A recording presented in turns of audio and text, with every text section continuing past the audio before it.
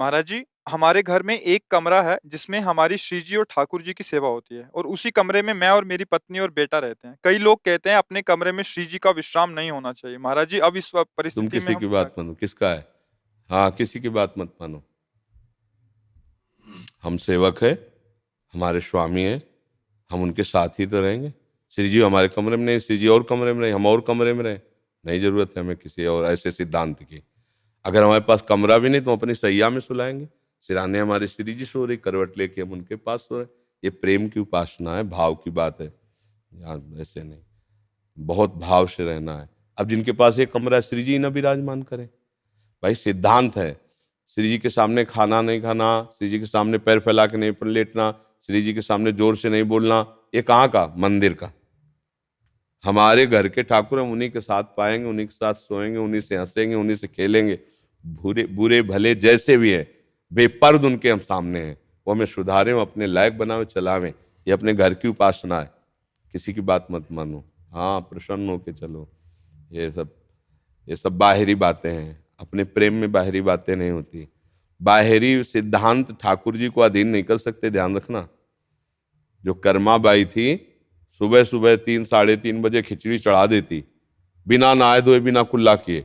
उन्होंने विचार किया कि शाम तक, शयन भोग तक तो खूब लोग भोग लगाते हैं, ठाकुर जी रात में सोते होंगे, तो अब इतनी लेट तक उनको भूख नहीं लग जाती होगी। होगा हम जल्दी भोग लगाएंगे। 3 साढ़े 3 बजे खिचड़ी उबाल करके बुलाती, ठाकुर जी आने लगे, पाने लगे। अब एक दिन 7 8 बजे स्नान करने जा रहे थे, तो एक नियम संयम वाले महात्मा मिले। कर्मा भाई, अब स्नान करने जा रहे हो तुम भक्त होकर के? तो उनका, महाराज वो सुबह से खिचड़ी बनाते ना ठाकुर जी को, इसीलिए अपनी बातें सबको नहीं बतानी चाहिए। उपासना की गुरुजनों से ही बात करनी चाहिए। उन्होंने कहा, ठाकुर जी को भोग लगाती हो ना सुबह सुबह? ठाकुर, कितना बड़ा पाप कर रहे हो, अपराध कर रहे हो, बिना नहाए धोए ठाकुर को भोग लगाते हो, उनको ये तो बड़ा अपराध है। अब उनके संतों पे श्रद्धा थी। अच्छा, तो अब वो सुबह शुरू हो गई स्नान और सब करते हुए, फिर भोग बनाया और बुलाया। ठाकुर जी आए, एक कवल लिपाए, तले मंदिर का पट खुला तो भागे जगन्नाथ जी। और वहां खिचड़ी मुख में लगी थी वैसे, तो वहां सेवकों ने कहा, जय जय, अभी तो भोग भी नहीं पधरा है, आप कहाँ से खिचड़ी लगाए?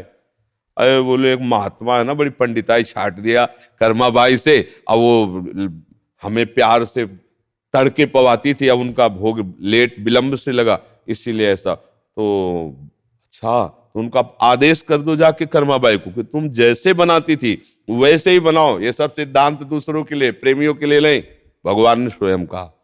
तो इसलिए अब हम मान लो एक छोटा सा कमरा है, अपने परिवार का पोषण कर रहे हैं, तो उपासना नहीं करें हम श्री जी की सेवा ना विराजमान करें। ये किसी की बात नहीं माननी है, अपने मार्ग से चले।